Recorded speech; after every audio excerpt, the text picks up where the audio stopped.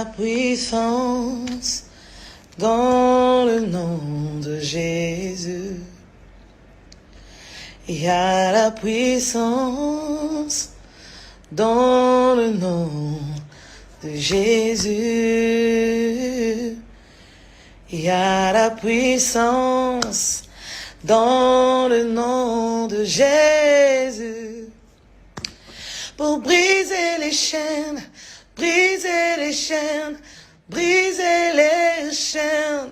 Oh, briser les chaînes, briser les chaînes, briser les chaînes. There is power in the name of Jesus. Que le Seigneur vous bénisse. C'est déjà le soir chez nous ici à Kinshasa. Je suis en train de faire un direct qui n'était pas prévu du tout. J'ai pas mis d'affiche. Le Saint-Esprit de Dieu m'a juste mis à cœur de pouvoir partager avec vous ce soir, juste pour 10 minutes, un message de réconfort pour toute personne qui se sent découragée, qui se sent blessée, qui pense que le Seigneur l'a oublié.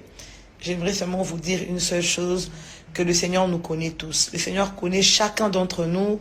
Le Seigneur nous connaît tous et il a un plan merveilleux pour nous. La Bible déclare que le Seigneur a un plan de paix, un plan de bonheur et non de malheur pour chacun de nous. Et en aucun jour, le Seigneur va nous délaisser.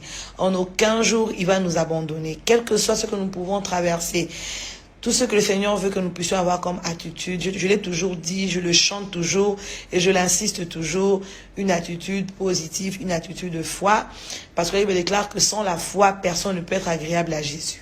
Donc si tu n'es pas une chrétienne qui a la foi, un chrétien qui a la foi, tu ne pourras jamais être agréable à Jésus, parce que notre Dieu seul sait que sur cette terre, notre vie va rencontrer le challenge, notre vie n'ira pas tous les jours bien.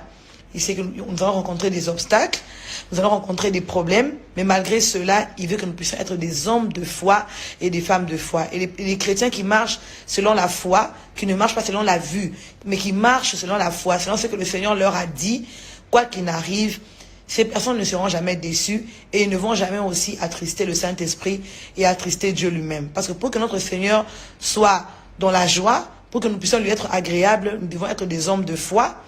Raison pour laquelle j'encourage toute personne ce soir d'avoir une attitude de foi. Quel que soit ce que tu peux traverser, quelle que soit la déception, quel que soit ce qui peut arriver. On est en 2020, cette année telle que l'année se présente, tout le monde n'est pas prévu ainsi.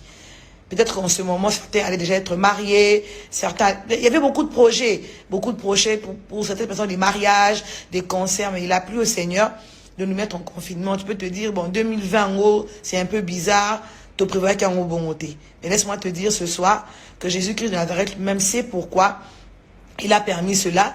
Ne te décourage pas, le meilleur est en train d'arriver. Il y a la puissance dans le nom de Jésus. Continue à croire au nom de Jésus, continue à placer ta foi en Jésus et le reste va venir. Que le Seigneur vous bénisse.